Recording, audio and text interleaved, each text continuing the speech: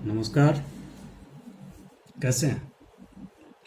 अभी आप लोग देख रहे होंगे नीरज चोपड़ा का स्वागत किस ढंग से हो रहा है। जाहिर है ओलंपिक गोल्ड जीता है उन्होंने, तो समारोह लंबा चलेगा। उनकी रेजिमेंट जिससे वो जुड़े हुए हैं राजपूताना राइफल्स में उनके स्वागत की बहुत खूबसूरत तस्वीरें आ रही हैं।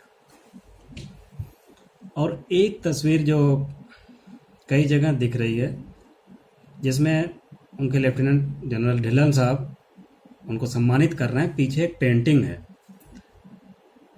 एक बुजुर्ग हैं, एक महिला युवती और एक छोटा बच्चा।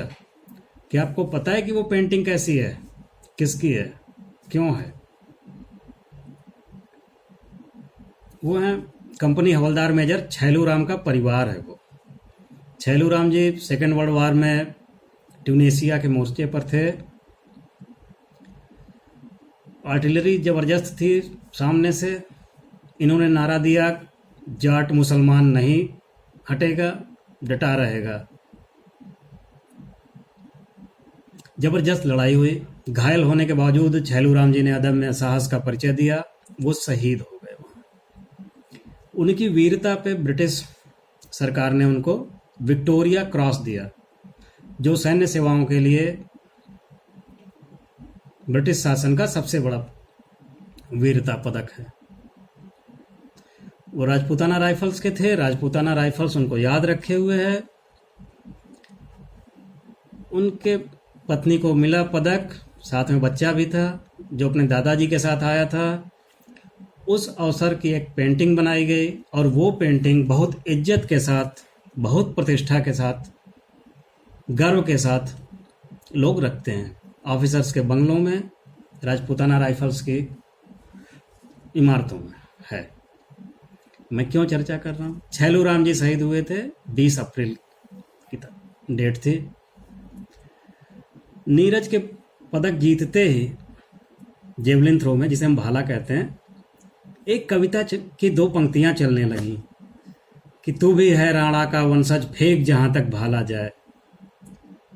आपने सोचा किसकी कविता है? लोग छोटी सी बात पे फेसबुक पे आपको कोई लिख दे, अरे ये तो हमारी कविता थी, दूसरे ने हम अपने नाम से कर दी। लोग वायरल कर देते हैं उसको, वो चोर है क्या है, कोई बात नहीं। तो यहाँ भी हम जिसकी कविता शेयर कर रहे हैं, कम से कम उसका नाम तो दे दें भाई, कि कौन है। जानने का हक है, कवि का हक है जिन्होंने लिखा। लखनऊ के एक ओजस्वी कवि थे मैं कह रहा हूँ वाहिद अली वाहिद साहब। ये उनकी कविता है। पहले पूरी कविता पढ़ लेते हैं, फिर थोड़ी सी बात और। कब तक बोझ संभाला जाए, द्वंद कहाँ तक पाला जाए, दूध छीन बच्चों के मुख से, क्यों नागों को पाला जाए। दोनों ओर लिखा हो भारत, सिक्का वही उछाला जाए। तू भी है राणा का वंशज, फेंक जहां तक भाला जाए।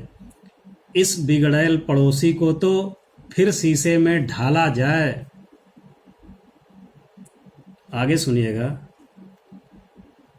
तेरे मेरे दिल पे ताला, राम करें ये ताला जाए।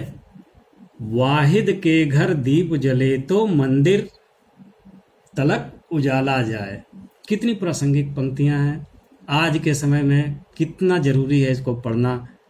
राणा के वंशज होने पे हम गर्व करें, अच्छी बात है। न भी करें, जो न भी करें, लेकिन यदि हम इन पंक्तियों को नीरज के पराक्रम के साथ, सूबेदार नीरज चोपड़ा की प्रशस्ति के साथ, उनकी तस्वीरों के साथ जब हम लिख रहे हैं कि फेंक जहां तक भाला जाए, तू भी तो है राणा का वंशज, तो जरा याद कर लें। क्यों?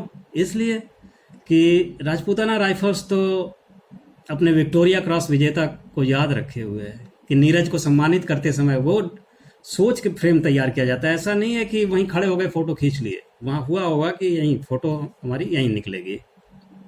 जो 20 अप्रैल को शहीद हुए थे, 20 अप्रैल मैं क्यों कह रहा हूँ अभी बता देता हूँ आपको, फिर उसका संयोग कहिए, दुर्योग कहिए। तो इतनी ओजस्वी कविता लिखने वाले वाहिद अली वाहिद साहब लखनऊ में रहते थे, सरकारी कर्मचारी थे। इसी साल 20 अप्रैल को ओलंपिक गोल्ड भाला फेंकने में जो भारत को मिला, उसी वाल साल 20 अप्रैल को वही समय था जब हम लोग भी कहीं से फ़ोन की घंटी बजती थी तो चौंक जाते थे, यार कहीं से बुरी खबर तो ना आ जाए। बहुत ख़राब माहौल था। उसी समय उनकी तबीयत खराब हुई लखनऊ में, हृदय रोगी पहले से थे। परिजन लेकर उनको अस्पताल गए, न स्ट्रेचर मिला न बेड मिला, उनकी सांसें उखड़ गईं, दुनिया छोड़ गए। वाहिद अली वाहिद बहुत ओजस्वी कवि थे, पढ़िएगा सुनिएगा उनको। तो उनके प्रति एक सच्ची श्रद्धांजलि हमारी यही होगी कि हम याद रखें उनकी उन पंक्तियों को कि तेरे मेरे दिल पर ताला राम करें ये ताला जाए। ठीक है, भाला फेंक तभी संभव हो पाएगा कि हम सबसे कह सकते हैं कि तू भी है राणा का वंशज, फेंक जहां तक भाला जाए। दिल पे दिमाग पे ताला लगा के हम ऐसा कभी नहीं कर सकते। तो बस इतना ही। 20 अप्रैल छेलू राम का दिन था, शहादत का। उनकी समाधि ट्यूनीसिया के वार सेमेट्री में है, जिसपे ओम भगवते नमः लिखा हुआ है, नेट पे खोजिएगा। और नीरज के साथ जिसकी कविता हम शेयर कर रहे हैं, व्हाट्सएप पे, ट्विटर पे, फेसबुक पे, हर जगह बड़े गर्व के साथ, उसको लिखने वाले को हम याद ही नहीं किए हुए। थोड़ा याद कर लेना चाहिए। ठीक है, नमस्कार। फिर बात होगी, फिर मुलाकात होगी ऐसे ही।